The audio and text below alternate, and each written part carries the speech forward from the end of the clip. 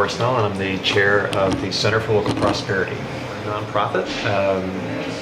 Work primarily in Nova Scotia, but we work throughout the Maritimes as well. We're focused on really creating conversations around localization and the role that can play in creating thriving communities. And our particular focus that's evolving now is around climate change and import substitution would be the two primary focuses that we're working on right now. I mean, I see that localization does two things. One of our best strategies for mitigating the climate crisis, because it reduces the carbon footprint by buying, producing, investing local.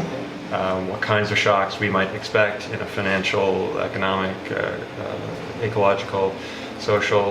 Localization, I think, creates viable, resilient local communities that can deal with and absorb those kinds of shocks that already are happening, just haven't quite hit us here yet, but they've certainly hit other communities in the world, and they will at some point probably come our way. And localization is a way a great strategy to prepare for to be resilient in the face of those shocks.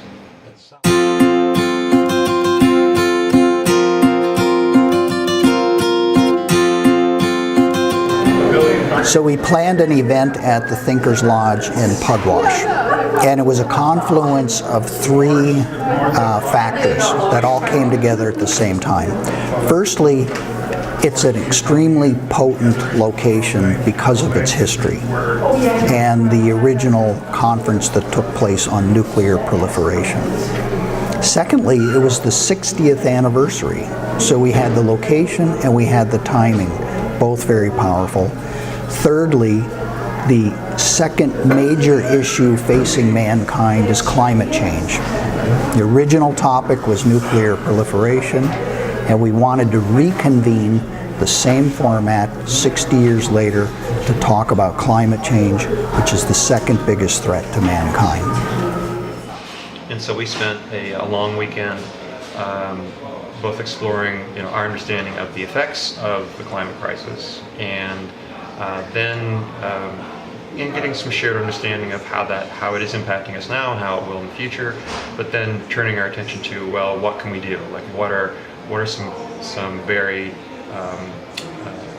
specific strategies that can be applied within our specific context? And for me, it's a great example of the kind of thing, how you can take what is can be viewed as a crisis and turn it into an opportunity. The other interesting thing that really came forward through the discussion was we had two members of the Mi'kmaq community, they're Albert Marshall and Rebecca Thomas.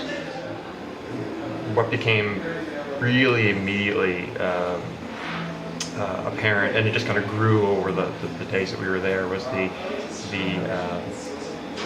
absolutely critical role that the Indigenous worldview can play in what we're doing. And it's not like something that they just made up. It's been in place for thousands of years, and so it has such a rich and deep history that we can draw from. So whenever they helped to ground every discussion that we had within that Indigenous worldview, and if we had not had that there, it would have been a fundamentally different discussion, and not as well informed, not as grounded. And we've got so much to learn, frankly.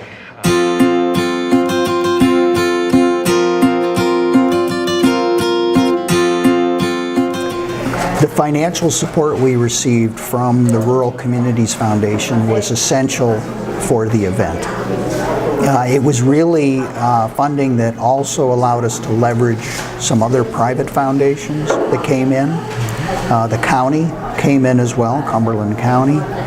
So we were able to put together a substantial financial base to really do a significant event, to bring in 24 thinkers, some from the U.S., but mostly regional people, all invited, representing a full spectrum of local communities, from everything from citizen and volunteer organizations, municipal governance, some technical experts, climate change experts.